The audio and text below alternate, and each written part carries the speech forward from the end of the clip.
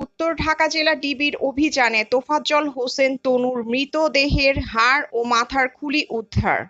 Savar model থানাধীন Anandpur city লেনে অবস্থিত মাদক সম্রাট এবং অপকর্মের মূল হোতা সিরিয়াল কিলার স্বপনের নির্মাণাধীন বাড়ির একটি ফ্লোরের অনুমান 7 ফুট গভীর হতে প্রায় 1.5 বছর আগে অপহৃত তোফাজ্জল হোসেন তনুর হাড় সাদৃশ্য হাড় উদ্ধার।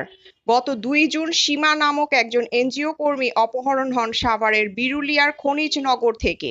ঢাকা জেলার সুযোগ্য পুলিশ সুপার জনাব মোহাম্মদ আসাদুজ্জামান পিপিএম বার মহোদয়ের নির্দেশে অতিরিক্ত পুলিশ সুপার ডিবি জনাব মোবাশ্বিরা হাবিব খান পিপিএম সেবা মহোদয়ের নেতৃত্বে ঢাকা জেলা ডিবি উত্তরের একটি চৌকস টিম কাজ শুরু করে।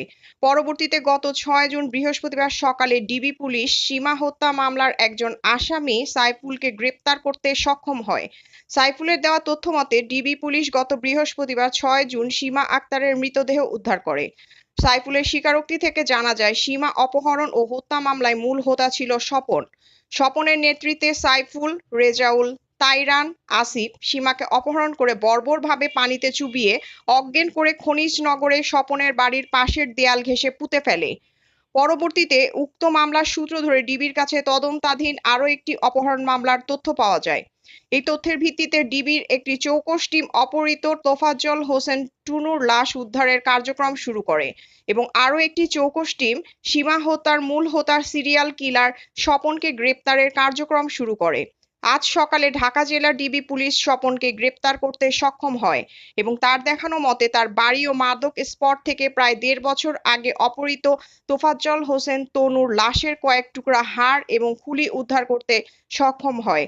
সাভার মডেল থানাধীন আনন্দপুর সিটি লেন এ অবস্থিত মাদক সম্রাট এবং অপকর্মের মূল হোতা স্বপনের নির্মাণাধীন বাড়ির একটি ফ্লোরের অনুমান 7 ফুট গভীর হতে মানুষের হাড় সাদৃশ্য হাড় উদ্ধার করা হয়।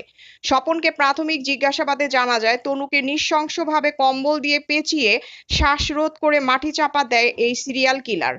তনু অপহরণের সময় যে শার্টটি পরিহিত ছিল সেটিও পাওয়া যায়। গ্রেপ্তারের সময় স্বপনের কাছ থেকে পিস্তল এবং বিপুল পরিমাণ মাদকদ্রব্য হিরোইন উদ্ধার করা হয়। স্বপনকে কুল্লা ইউনিয়ন থেকে গ্রেপ্তার করা হয়।